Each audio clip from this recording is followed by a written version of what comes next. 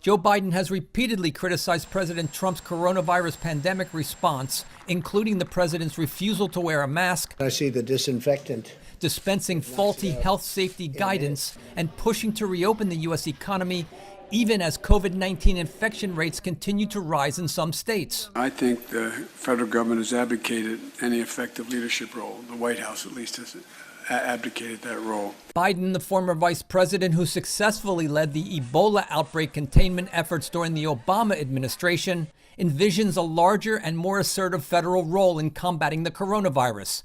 The United States recently surpassed 2 million COVID-19 cases, and the economic crisis has put over 20 million Americans out of work.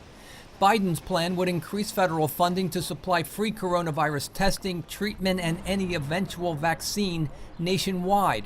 The federal government would pay for hundreds of thousands of healthcare workers to treat the infected and contact trace exposures to prevent the spread of the virus.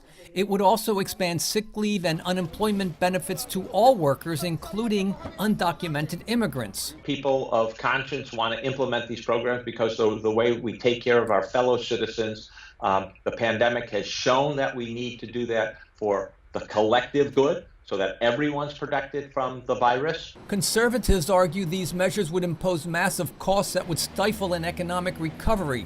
They believe Democrats will use the pandemic to permanently expand costly government health care programs and increase worker benefits. We should have a temporary and targeted relief to those who need it most, and not necessarily try to expand Washington's reach into all of our lives. The contrast between Trump's emphasis on reviving the economy and Biden's focus on making it safe to return to work is giving voters a choice on what has become a central campaign issue.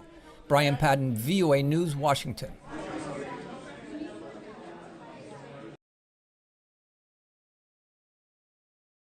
This is AP News Minute. President Trump says former National Security Advisor John Bolton revealed classified information and broke the law. Bolton's new book says Trump pleaded with China's president to help re-elect him by importing more U.S. agricultural products. A white Atlanta police officer is charged with felony murder in the shooting death of a black man in a Wendy's parking lot. Defense lawyers say Officer Garrett Rolfe feared for the safety of himself and others and was justified in shooting Rayshard Brooks. Arizona's governor says mayors can make face masks mandatory to stop the spread of the coronavirus. Governor Doug Ducey has been under pressure as the COVID-19 infection rate quickly rises in his state. Ferguson, Missouri has sworn in its first black mayor, Ella Jones. Ferguson became synonymous with the Black Lives Matter movement after a fatal police shooting in 2014.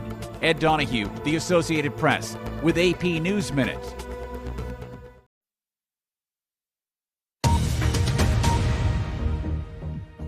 This is BBC World News. I'm David Eads, and these are the headlines.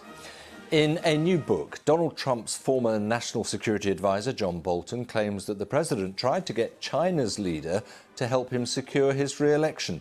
Mr. Bolton also claims that Mr. Trump said China should go ahead with building detention camps to hold Uyghur Muslims. A former police officer in the US state of Georgia has been charged with the murder of Rayshard Brooks. The African-American man was shot twice in the back as he fled from two officers.